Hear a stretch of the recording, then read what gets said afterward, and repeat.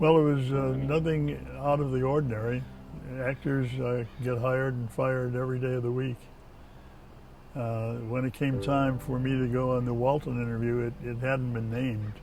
All we knew was that it was a series, a 1-hour series, and it was about someplace in the South. They didn't give us too much information. When it came time to go in and meet the producer, I shook hands, and he just sat there and looked at me for a while. And then finally he said, "You wear a rug," which means, translated out of Hollywood, you wear a toupee. And I said, "I don't wear a toupee. It's real stuff. It's hanging there." So we sat for another couple of minutes and no one said anything, and they said, "Thank you very much for coming in." And of course, that's the kiss of death, when someone tells you, "Thanks for coming in." 2 weeks later, I got a phone call from my agent, and he said, "They want you for the series." Oh, you could have knocked me over. I was really surprised. Well, the role wound up to be larger than they thought, and I was utilized as a door going from the last century up to the present time. I was the only one with a telephone, and Corabeth entered the scene in the end of the third season, and she was a marvelous actress, and she was very welcome, because that opened up the role being more than just a store. I now was a friend of the family. So it worked out quite nicely.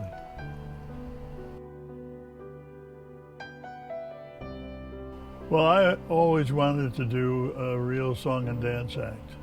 Not that I'm a great songster, but if you put it together with somebody else, you can have a May and December kind of relationship. Eric was a kick. He's a real good kid. He was 17 years old when I approached him, and how would you like to put together a song and dance act? And he was interested. And so we worked at it for about the next year and a half, off and on. But when it finally came to fruition, it was a lot of fun.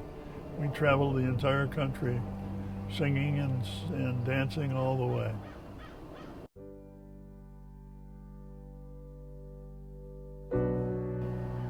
Well, I'm very proud to be associated with a show like the Waltons. I had done hundreds of other television shows before that came along, and I knew quality. I really did.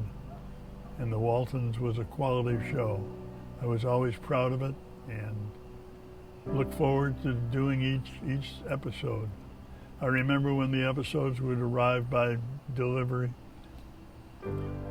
and I'd go out to the door and meet them, and the postman would give me the new script.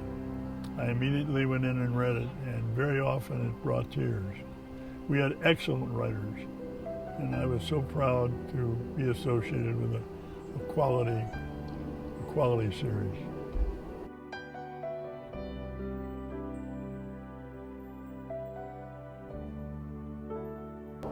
Yes, I've received fan mail from all over the world. As a matter of fact, I got one time, and it was in English.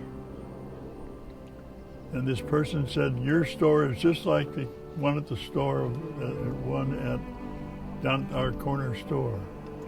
And I said, "Let's see, where is this from?" Bangladesh. Bangladesh is just like Ike Godsey's General Store. So we were pretty well known all over the world, and it was a pleasure.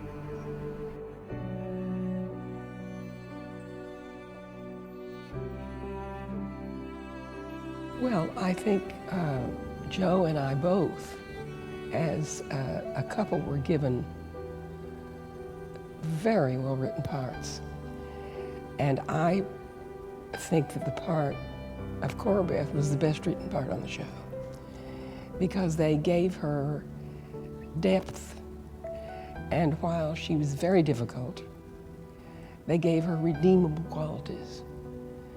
And so she was always on a journey somewhere. I think that we were a perfect couple. It was just chemistry. I think we complemented one another, and we were both just got lucky. And the one word would be two: honesty and integrity. We had it.